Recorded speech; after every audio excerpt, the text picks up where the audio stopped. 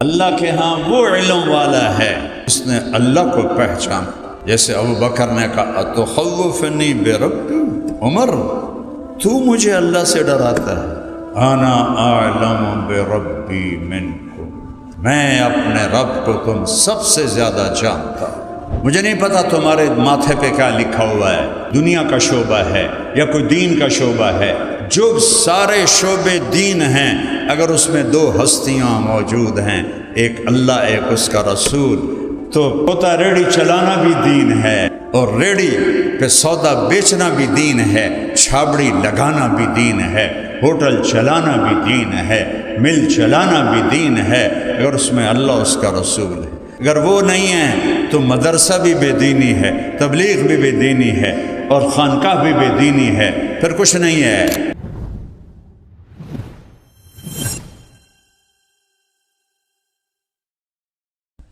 یہاں اللہ کو لے آؤ، اللہ کو جستجو بناؤ، اللہ کو زندگی کا سفر بناؤ۔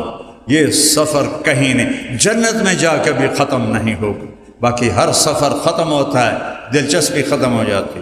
کتنے سال روزے مری میں رکھے، اب مری والے بلاتے بھی ہیں تو ہم نہیں جاتے، یار کتنی واری لے جانا ہے، ویکھ لے تواڈے پہاڑ بس کرو۔ اور اللہ جتنا ڈھونڈو گے اتنا تجسس پڑے گا، جتنا پاؤ گے نا اتنا بے چینی بڑھے گی، چونکہ لامحدود ہے نا، لامحدود ہے۔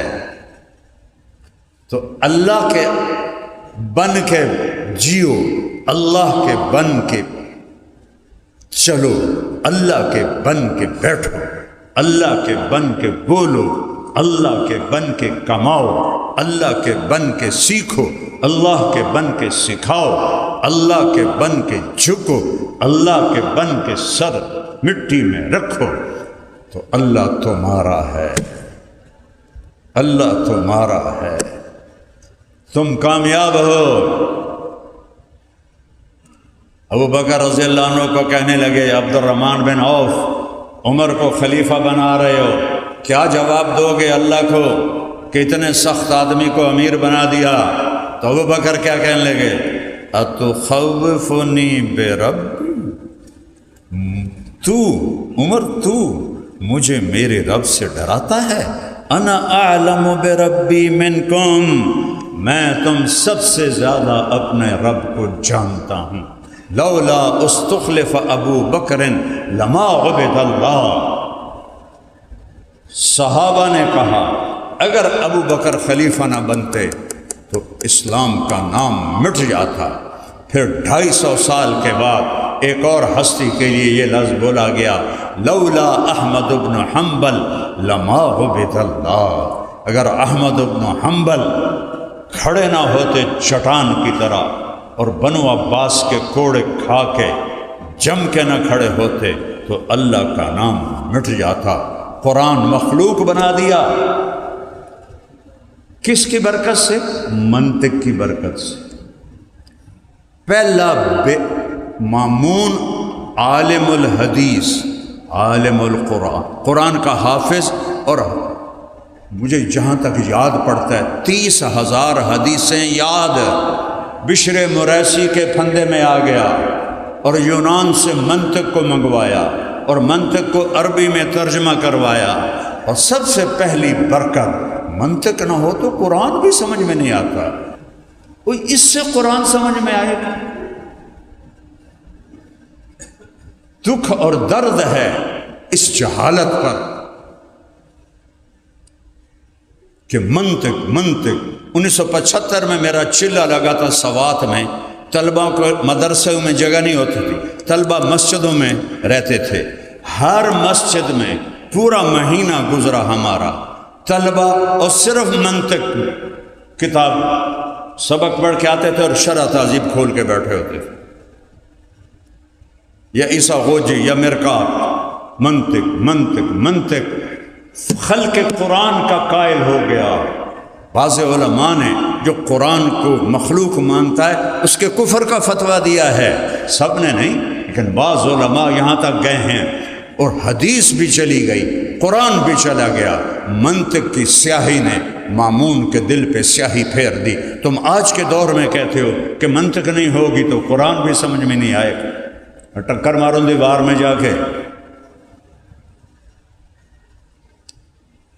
قرآن ہے، ان ھذا القرآن یہدی للتی ہی اقوم ذالک الکتاب لا ریب فیہ تفصیل الکتاب لا ریب فیہ انہ لقول فصل وما هو بالہزل ھذا بلاغ للناس ولینذروا بہ وليعلموا انما هو الہ واحد وَلِيَذَّكَّرَ أُولُو الْأَلْبَابِ لَوْ أَنزَلْنَا هَذَا الْقُرْآنَ عَلَى جَبَلٍ لَرَأَيْتَهُ خَاشِعًا مُتَصَدِّعًا مِنْ خَشْيَةِ اللَّهِ وَتِلْكَ الْأَمْثَالُ نَضْرِبُهَا لِلنَّاسِ لَعَلَّهُمْ يَتَفَكَّرُونَ۔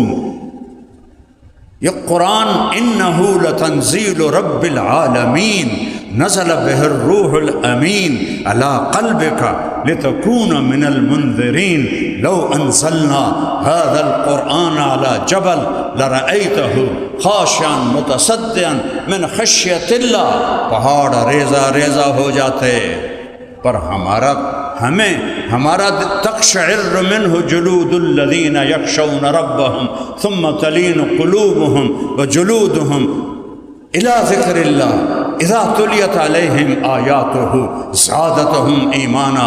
ہمارے ایمان کیوں نہیں بڑھتے؟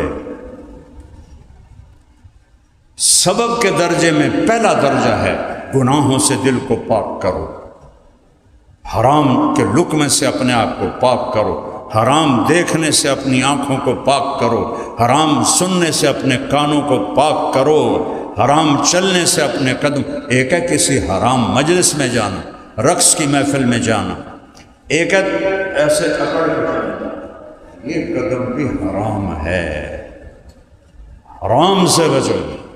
دوسرا درجہ ہے قرآن کی لغت سمجھو، قرآن کی لغت سمجھو، ضرب یضرب ضربا فہو ضارب، اس سے قرآن تھوڑا ہی سمجھ میں آئے گا۔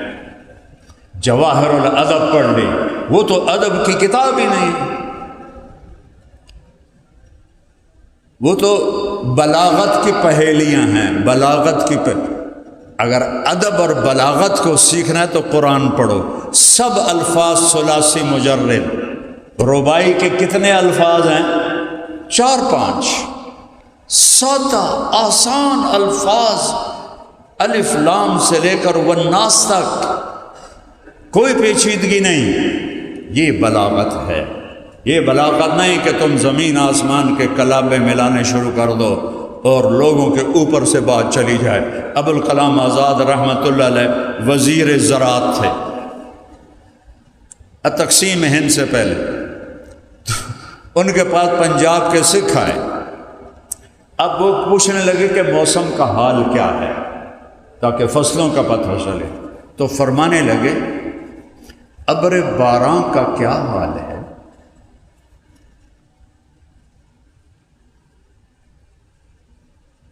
ابر باران برسا کہ نہ برسا، برکھا کے رت آئی کہ نہ آئی؟ تو سکھ آکھن لگے اے لگدا ہے وزیر صاحب اپنا قرآن پڑھدے پے نے، اٹھو چلیے جدوں گل کرن گے پھر آواں گے۔ اس کو بلاغت نہیں کہتے، قرآن اور میرے نبی کا فرمان معیار ہے بلاغت کا۔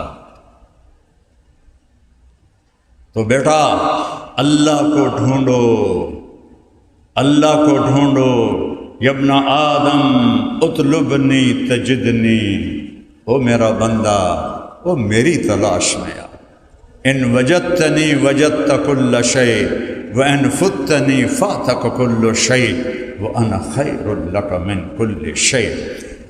یہ تو بنیاد میں نے بتائی ہے، تقریباً ایک گھنٹہ،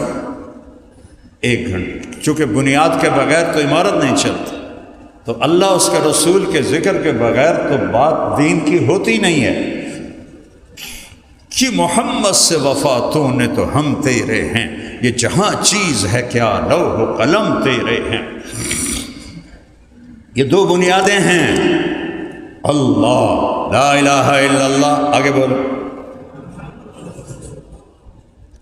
آپ نے کہا یا اللہ معراج پہ اتخذت ابراہیم خلیلا وموسیٰ کلیما وعلمت لداود الحدید وسخرت لسلیمان الریاح واحییت لعیسی الموتى فماذا جعلت لی.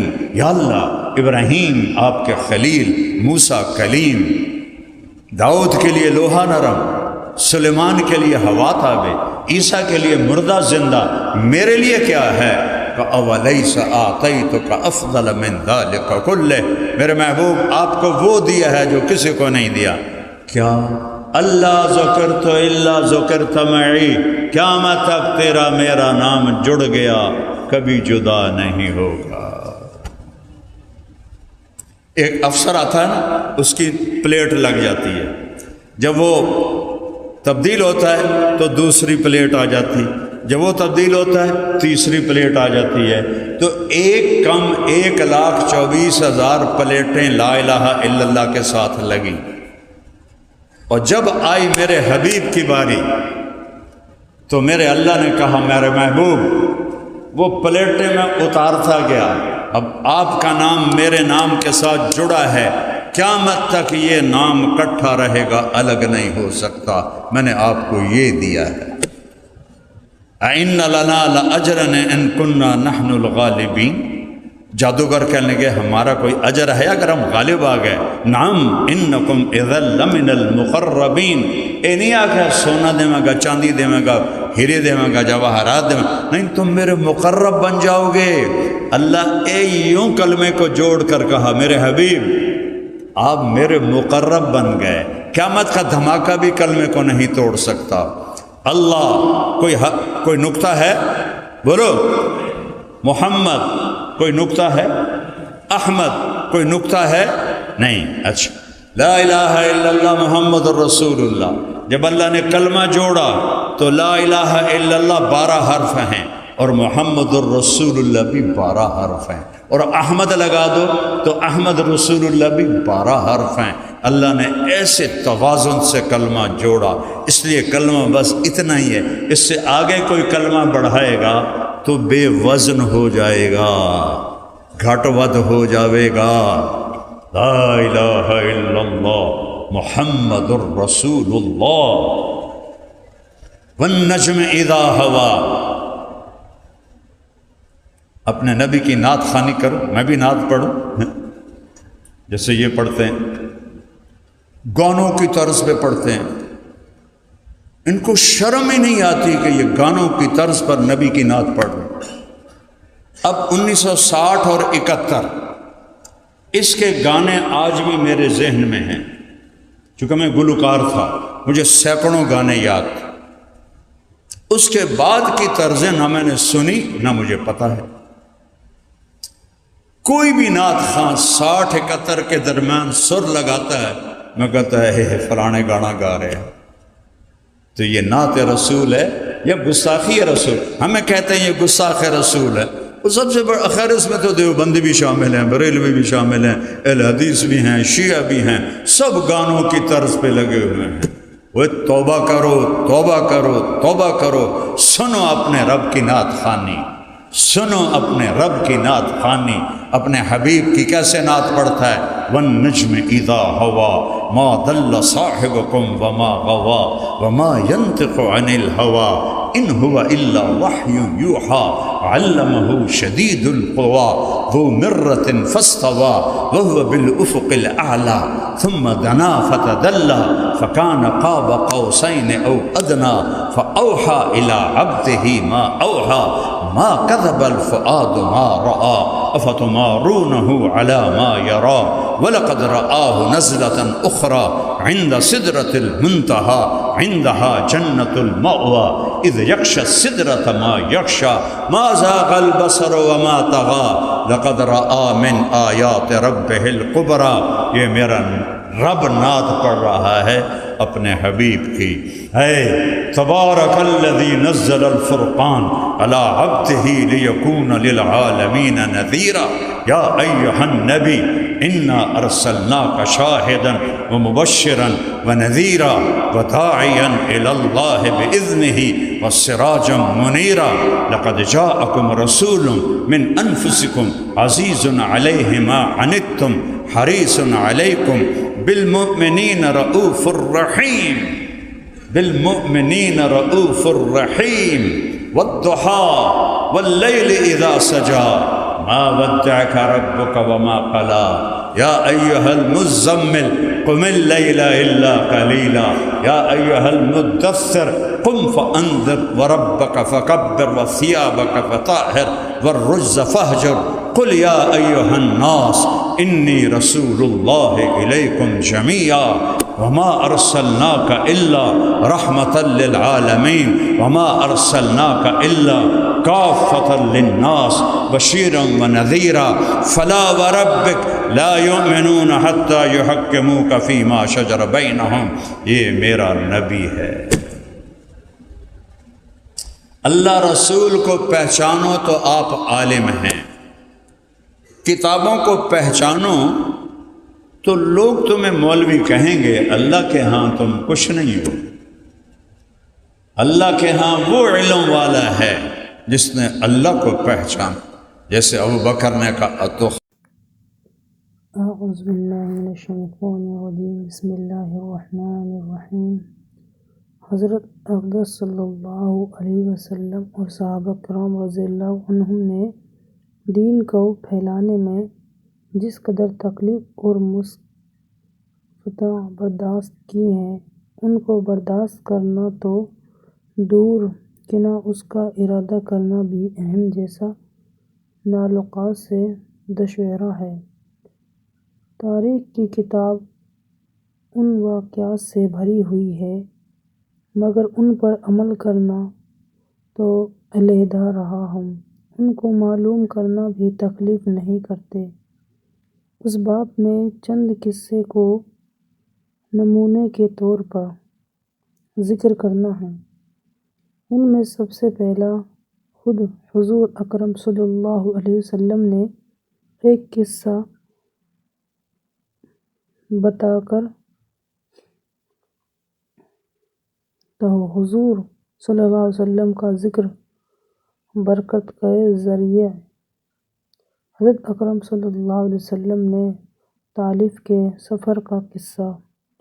نبوت مل جانے کے بعد 9 برس تک نبی کریم صلی اللہ علیہ وسلم مکہ معظمہ میں تبلیغ فرماتے رہے اور قوم کو ہدایت اور اصلاح کی کوشش فرماتے رہے، لیکن تھوڑی ہی جماعت کے سوا جو مسلمان ہو گئے تھے اور تھوڑے سے ایسے لوگوں کو علاوہ جو باوجود مسلمان نہ ہونے کے آپ کی مدد کرتے تھے.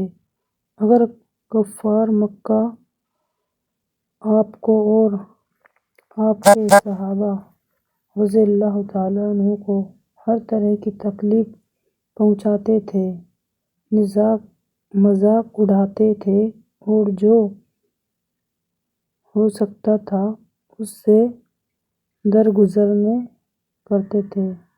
حضور صلی اللہ علیہ وسلم کے چچا ابو طالب بھی انہی نیک دل لوگوں میں تھے جو باوجود مسلمان نہ ہونے کی حضور صلی اللہ علیہ وسلم کی ہر قسم کی مدد فرماتے تھے. 10 سال میں جب ابو طالب کا بھی انتقال ہو گیا تو کافروں کو اور بھی ہر طرح کہلا مہارا اسلام سے روکنا، مسلمانوں کو تکلیف پہنچانا کا موقع ملا. حضور اقدم صلی اللہ علیہ وسلم نے اس خیال سے تعلق تشریف لے گئے کہ وہاں قبیلہ سفینت کی بڑی جماعت سے اگر وہ قبیلہ مسلمان ہو جائے تو مسلمانوں کو ان تکلیفوں سے نجات ملی اور دین کی پھیلانے کی بنیاد پڑ جاؤ. وہاں پہنچنے کے قبیلے کے 3 سردار ان سے جو بڑے درجے کے سمجھے جاتے تھے گفتگو فرماتے اور صلی اللہ علیہ وسلم کو دین کی طرف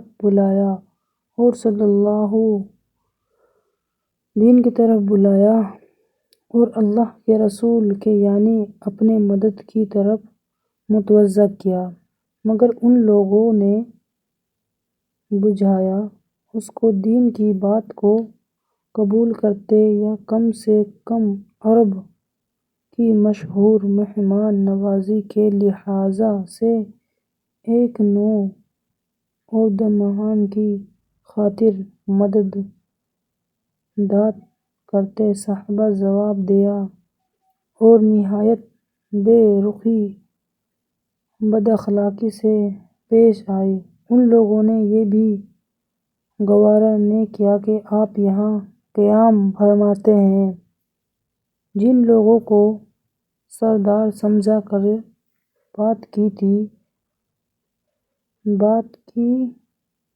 تھی کہ وہ شریف ہوئیں گے اور مذہب کی گفتگو کریں گے، ان میں سب سے ایک شخص بولا، اور وہاں آپ ہی کو اللہ نبی بنا کر بھیجا۔ دوسرا بولا، اللہ کو تمہارے سوا کوئی اور ملتا نہیں تھا جس کو رسول بنا کر بھیجا۔ تیسرے نے کہا، میں تجھ سے بات کرنا نہیں چاہتا، اس لیے کہ اگر تو واقعی نبی ہے جیسا کہ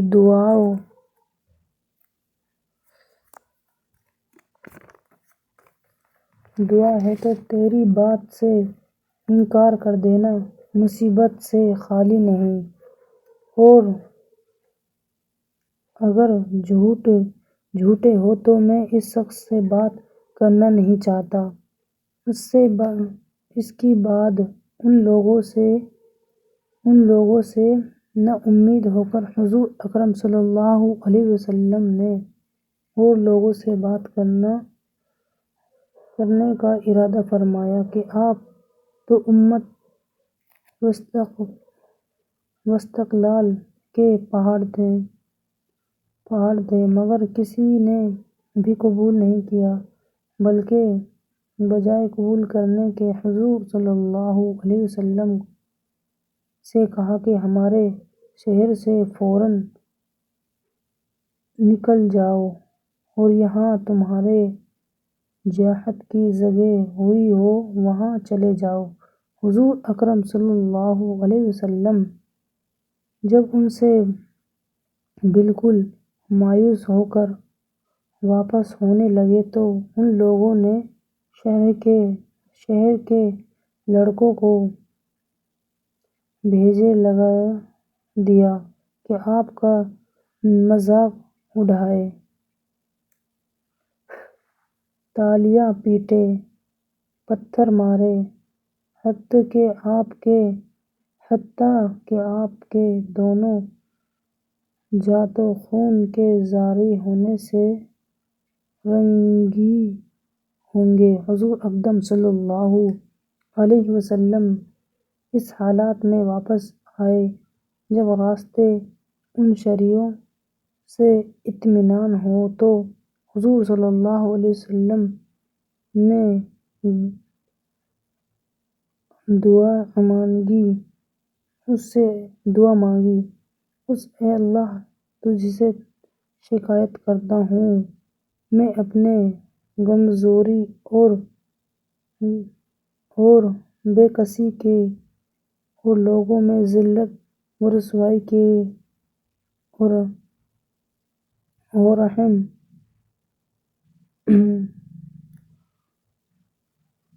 رحم تو ہی شفیع رب ہے اور تو ہی میرا پروردگار ہے، تو مجھے کسی کے حوالے کرتا ہے، کسی اجنبی بیگانے کے جو مجھ سے دیکھ کر ترس رہے ہوتے ہیں اور منہ چڑھاتے ہیں، یا کسی دشمن کے جس کو تو نے مجھ پر قابو دیا۔ اے اللہ اگر تو مجھ سے ناراض نہیں تو مجھے کسی کی بھی پرواہ نہیں ہے، تیری حفاظت مجھے کافی ہے۔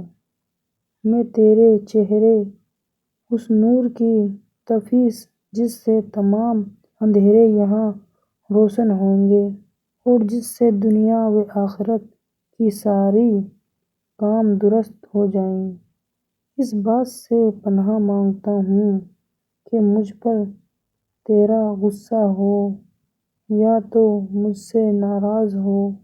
تیری ناراضگی کا اس وقت تک دور کرنا ضروری ہے جب تک تو راضی نہ ہو، تیرے سوا کوئی طاقت نہیں۔ اللہ تبارک و تعالیٰ ان حدیثوں پر ہمیں عمل کرنے کی توفیق نصیب فرمائے اور زیادہ سے زیادہ قبول کرنے کی توفیق نصیب فرمائے۔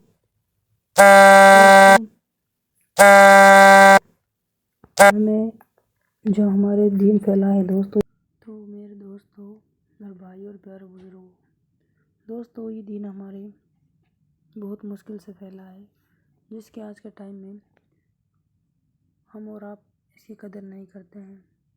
تو دوستو جو ہے ہمارا دین مذہب اسلام ہے، یہ بہت مشکل اور بہت پریشان حال سے ہمارے تک پہنچا ہے۔